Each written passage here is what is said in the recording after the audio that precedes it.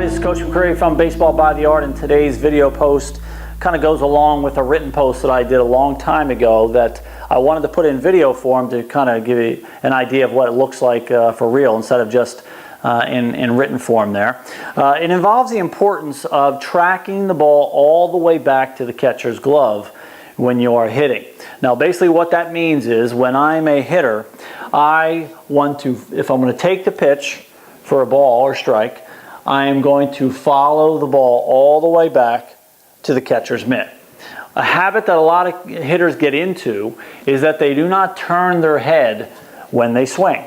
Okay? The pitch comes in and they keep their eyes facing out there and they do not watch the ball from about 15 or 20 feet in front of the plate all the way to the catcher's glove. Now, I'm going to give you 3 reasons why it's so important to get into that habit of turning your head and watching that ball all the way to the catcher, because there are 3 good reasons why that will help hitters. The first reason is that in general, of course, it's always a good idea to do a better job of turning your head so that you can watch the ball, or try to watch the ball hit the bat.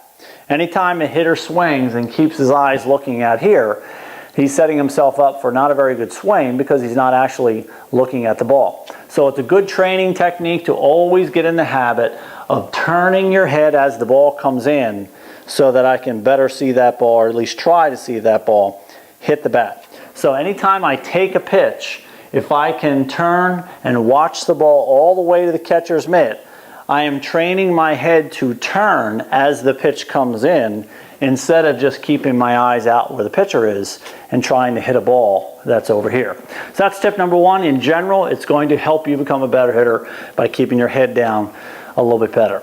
The second reason is I can gather a lot more information about that pitch during the last 15 or 20 feet.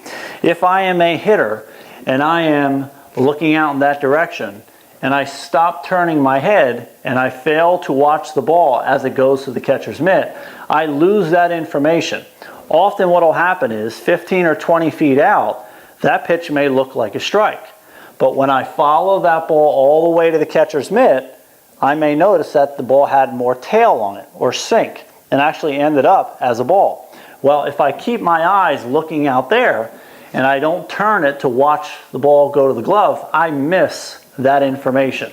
I still think, hey, that's a pitch that I want to swing at in the future because I never saw it go out of the strike zone when I tracked it all the way to the catcher's mitt. So I can track and I can gather a lot more information on pitches as I watch the last 15 or 20 feet or so. The last tip involves relations with umpires. Now I put 2 home plates here so that you can get a couple different angles here without having me move the camera. So if I'm the left-handed hitter and that ball comes in and I track it all the way back to the catcher, that's going to help me with my umpire relations if I am not very happy with the call. So let me show you from this angle here from behind home plate. This time I'll be a right-handed hitter, okay? And you can see the difference here. If I track the ball all the way back to where the catcher is, and that pitch I think is not a good pitch, but the umpire calls it strike, I'm already looking at the umpire because I've tracked the ball all the way back to the catcher's glove on every single pitch. So if I do have a problem with that umpire's call and the ball goes back and he says strike, I can say, you know, where was that pitch? Wasn't that pitch inside? Whatever I want to say, to some degree, is going to be acceptable because I'm not really showing the umpire up. I'm already looking at the umpire. So if I say something, it's not going to be that big of a deal. However, if I keep my eyes looking at the pitcher and the pitch comes in and the umpire calls it a strike and I'm not happy, this is what you'll see a lot of hitters do after the fact. Pitch comes in, strike. What? Where was that pitch? You see what I just did there? When I whipped my head back when the umpire called a strike, I let everybody in the ballpark know that I was not happy with that call. I made it obvious. Now the last thing you want to do is show up a home plate umpire. He's going to be very unhappy if you whip your head around and show everybody that I think that was a bad pitch.